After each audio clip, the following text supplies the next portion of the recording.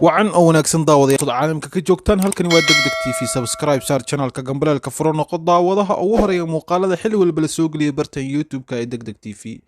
لايك صار مقالك كعنت إلى كبرى كيسين وشرق جري وأصحاب تدلوا ذاك هذا بوحن هل كان هنبلي وقدرين كينج سي كي iyo marwadiisa manhila oo jaceylkooda ku shaha bulshada gaar ahaan barta Instagram-ka ah oo sawirada CK iyo gabadhaasi jaceylkiisa lagu baahiyay haddaba waxaan u leenahay hambalyo oo waayo wax kale wax ka farxad badan ma jirto jaceylka iyo guurkaba marka waxaan u leenahay hambalyo King CK iyo marwadiisa manhila oo haatan baraha bulshada markii ugu horeysay ku soo bandhigay jaceylkooda King CK uu lagu xamanayay in badan inuusan lahayn jacayl ayaa markan boorka iska jafay isla markaana bulshada la wadaagay shakhsiga sida dhabta ah u jecel yahay waana gabadhaasi manhila oo iyaduna barteeda Instagram-ka soo saaratay sawirada King CK asagana bartiisa uu soo saaray sawirada ay wada galeen asaga iyo gabadhaasi jaceylkiisa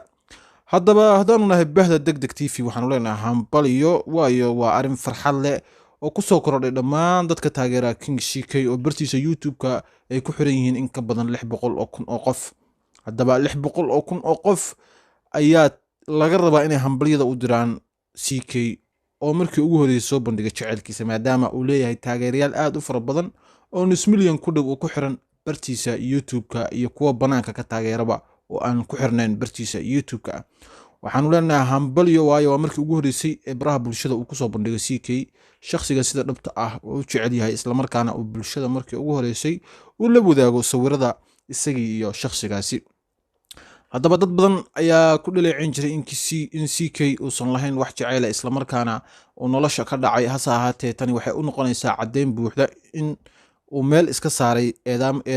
eedeymahaasi oo dhan isla markaana uu bulshada la wadaagay shakhsiga sida dhabta ah uu jecel yahay waxaana guud ahaan qof walba muuqaalkan daawanaya aan ka codsanaynaa in ay muuqaalkan like-gareeyaan isla markaana ay u hambalyeeyaan CK iyo marwadiisa oo haatan noqonaya lamaanayaashii ugu shidnaa barta YouTube-ka waa haddii ay iscalfadaan ama isguursadaan isla markaana ay kasoo wada muuqdaan YouTube-ka taasi oo noqon doonta madadaalo cusub iyo haddii kow qorshe cusub oo CK uu kusoo kordhin doono dhammaan YouTuberiska kale haddaba arrintan ayaa u muuqata mid boorka ka qaadaysa wararkii been abuurka ah ee laga sameyn jiray King CK ee ku aadanaa in dhanka haweenka warar badan oo ku habbooneen afka laga sheegi jiray isla markaana lagu dhaleecin jiray in arrintaasi ay been abuur noqotona oo asaga haatan uu caddeyn buuxda ka keenay haddaba waxaanu leenahay hambalyo noqda labadii isku waara jaceylkooduna uu gaaro